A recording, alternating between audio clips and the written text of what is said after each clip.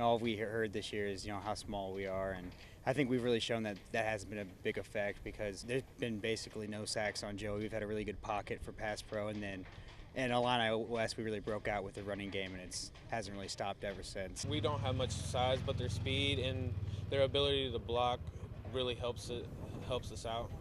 They are the engine that drives the machine, fronting for an offense that rolled up more than 520 yards of total offense at the expense of an imposing and physical Coal City squad last Saturday.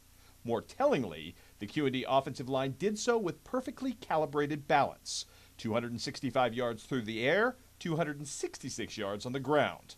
Whatever mission you give the Raider bodyguards, all they do is execute. Yeah, we have to have multiple sets that we're dangerous out of.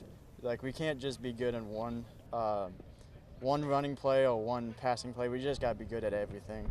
So that's what makes us dangerous to most teams. If those guys keep doing well and Joey keeps doing well, we know we did well. I've never been around a bunch of guys up front. They talk and communicate and watch video more than any group we've ever had. When they go to the line, you can hear those guys from the sideline talking, communicating. I'm going to get this guy, you're going to get that guy. I'm going to say that it's just us working together. I mean, from the beginning of the year until now, we've been working as hard as we can to get to where we are and talking up front.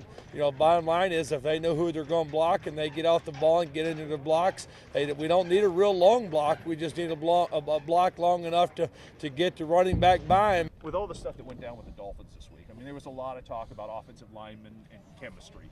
I mean, for you guys to be successful, you got to love the guy next to you, don't you? You got to play like he's your brother, don't you? Oh yeah, you have to have great chemistry with the guys next to you.